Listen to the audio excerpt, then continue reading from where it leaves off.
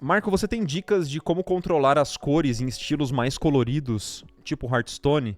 Quando é mais pé no chão, eu consigo ir pros cinzas. Mas quando é pra ser colorido, eu me perco um pouco. Olha, Alexar, nesse caso, eu acho que é importante você saber qual que é o tema principal da sua arte, qual vai ser a cor principal. Então vamos supor que você vai estar trabalhando com cores quentes numa imagem. É uma imagem de cores quentes. Em cenas que são muito saturadas, muito coloridas, tipo Hearthstone, você naturalmente vai usar cores frias para fazer contraste, né? Senão fica uma cena muito monocromática. E esse pode ser um grande problema numa imagem tipo Hearthstone, onde você não cria variação grande de cores, né? Pode perceber que os melhores artistas sempre vão contrapor a temperatura principal daquela cena com uma temperatura oposta, né? Então, não precisa ser temperatura o seu pensamento, pode ser em questão de cor também. Então, se você está usando, por exemplo, muito roxo, você pode trazer ali... Ó, um exemplo legal é o Svalomir Maniac, que eu gosto muito dele, eu já mostrei o portfólio dele diversas vezes, mas, ó, por exemplo, se você está usando uma cena principal, onde você tem bastante violeta, bastante roxo na cena, trazer um verde para gerar mais contraste vai ser muito importante. Porque aqui não vai... Você vai ter o contraste dos valores, né? Então a arma aqui, ela é claramente diferente do fundo, ela é bem mais clara do que o fundo, né? Que ela tá inserida. E o personagem, ele é mais escuro do que o fundo, então tem a relação de contraste de um pro outro, certo? Mas a relação de contraste entre cores também entra muito nessa jogada. Então não é que você não vai ter cinzas, tá? O cinza, ele pode exercer um papel fundamental nesse tipo de arte também. Mas é importante que você use bastante dessas cores complementares e de temperaturas opostas também para gerar essa relação de interesse. Olha, essa aqui é um exemplo legal do que eu estava falando, ó. A personagem e a magia dessa personagem, elas são muito quentes, tem bastante vermelho aqui nessa imagem e tal. E o fundo, ele já é uma outra cor saturada, mas é uma cor mais complementar, entendeu? Ela vai ser uma cor oposta ao vermelho ali. Quer dizer que não tem cinza nessa imagem? Claro que não. Na transição desse vermelho pro azul, vai ter bastante cinza. Então, se você perceber na transição da perna dela, quando vai pro escuro, vai para um marrom mais desaturado, bastante assim. E depois transiciona para um azul. As partes que estão viradas pro céu, elas também vão ter bastante de influência desse azul, que vai naturalmente acinzentar as cores. Eu acho que essa seria a primeira dica, tá? A segunda dica é deixar uma hierarquia de saturação para as coisas mais importantes. Obviamente, você vai construir uma hierarquia trazendo não só o contraste de claro e escuro para as coisas mais importantes da sua cena, mas você vai deixar as cores mais saturadas, preferencialmente, aonde você quer chamar atenção. Então, essa capa toda da personagem aqui, ela não é uma parte que você quer chamar atenção, por exemplo. Então, aqui, ele abaixa a saturação aqui. Ele vai deixar essa parte mais saturada próximo de, provavelmente, as fontes de luz que ele está usando, mas do efeito aqui, né? Da magia e tal. Então, a gente pode pegar vários outros exemplos de coisas que ele fez pro Hearthstone e você vai perceber a mesma coisa. Ó, mesma coisa sempre acontecendo, ó. Novamente, é uma imagem que, em questão de valor, ela é muito bem feita, muito bem planejada, tá? Então sempre vai ter contraste. Se o personagem é escuro, o fundo é claro. Se o fundo é escuro, o personagem é claro. Sempre vai ter essa relação muito boa de valores, mas isso é complementado muito bem pela saturação das cores, sacou? Então, esse é o pensamento, essa é a estrutura de pensamento que, por exemplo, você vai ter que usar numa carta de Hearthstone. Mas isso pode ser levado para outras artes que são muito saturadas também. Que, sei lá, capa de jogo que você vai fazer, que você precisa trazer bastante saturação, isso também entra bastante em vigor, tá?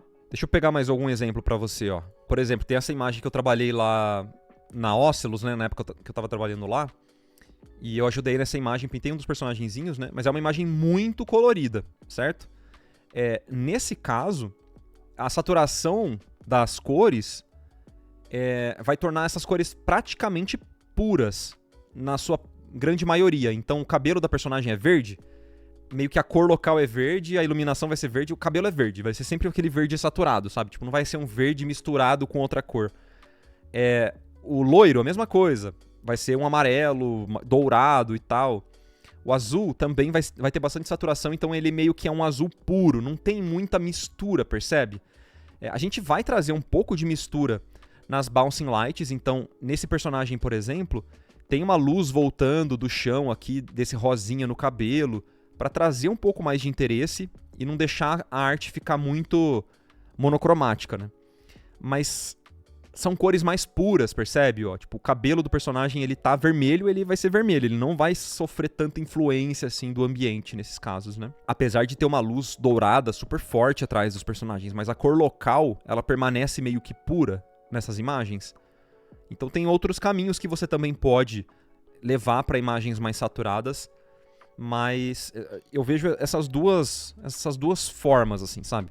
Acho que cada imagem vai sempre pedir por algum pensamento a respeito disso. Lembrando que a coisa mais importante para que esse tipo de imagem funcione é que você trabalhe numa etapa que chama Color Composition. Então, eu particularmente gosto muito de fazer um Color Composition muito bem feito, já com as cores próximas da final, para que o cliente não estranhe muito a hora que você trazer ali muita saturação, muita variação de cor e etc, tá? Daí nessas cartas que tem mais de um personagem, você escolhe um e deixa ele sendo o mais saturado. Olha, é difícil a gente ter uma carta que tem muito personagem, viu? É muito difícil. Quase que impossível ter uma carta de Hearthstone onde você vai ter vários personagens. É muito raro isso. Mas se tiver, vai depender do briefing. Mas se no seu briefing tiver ali que você vai ter um personagem principal ou uma ação principal acontecendo, vamos supor que tem um personagem curando outro personagem. A cura tem que ser o que vai chamar a atenção. E aí, nesse caso, você vai trazer mais saturação para quem está perto dessa cura. Faz sentido isso, né? Então vai depender do seu briefing. Lembra sempre de criar uma hierarquia. O que é mais importante naquela história para aquele personagem? Tudo vai depender do contexto e tal. Mas é difícil ter carta com muitos personagens, viu, Lechar? É bem difícil. Até porque não dá leitura, né? É muito pequeno a arte que vai ficar no celular das cartas, né? Marco, eu devo usar todas as teorias de cor na arte? Tipo contrastes, saturação, cor complementar, cor análoga, tríade, monocromático, entre outros? Fico meio perdido até onde ir. Não tem nem como você fazer isso, cara. Não tem nem como você fazer isso. Isso que você falou, tipo, cor complementar, monocromático, tríade. Ou você vai fazer monocromático, ou você vai usar cor complementar numa cena. Você pode usar um pouco de cada coisa, mas o tema principal das suas cores vai ser um só. Senão fica muita bagunça, não faria muito sentido você tentar usar muitas coisas, né?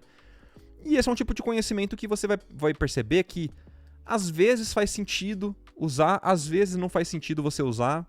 Depende da história que você quer contar.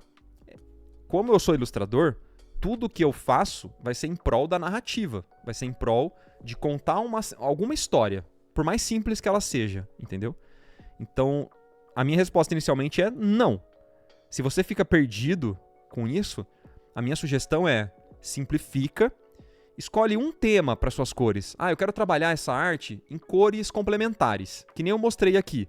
O personagem... Vamos ter aqui um personagem vermelho e o fundo frio, esverdeado, azulado, entendeu? Não fica inventando muita moda, assim, sabe? Tipo, pensa nisso e faz o seu melhor nisso. Já vai ser ótimo, tá? Porque não existe muita regra, né? Você não precisa fazer nenhuma imagem de um jeito específico. Não existe regra pra essas coisas. É meio que só você tentar ir trazendo as coisas que você tá estudando pra ver se faz sentido na tua história. Com o tempo, todas essas coisas viram que meio que uma ferramenta dentro de um grande arsenal que você vai ter. É o tipo cinto de utilidades do Batman. Ele não vai usar todo aquele cinto, todas as vezes que ele for lutar. Para cada situação, ele vai ter alguma ferramenta específica que ele vai tirar ali para poder usar, né? Mas ele não vai usar tudo ao mesmo tempo, não faz sentido, né? É uma caixinha de ferramenta mesmo que você vai montando aos poucos. Menos é mais sempre, Paulo. Sempre, sempre. Especialmente se você, como você mencionou ali, que você às vezes fica meio confuso com tantas opções, vai sempre pro mais simples, mano.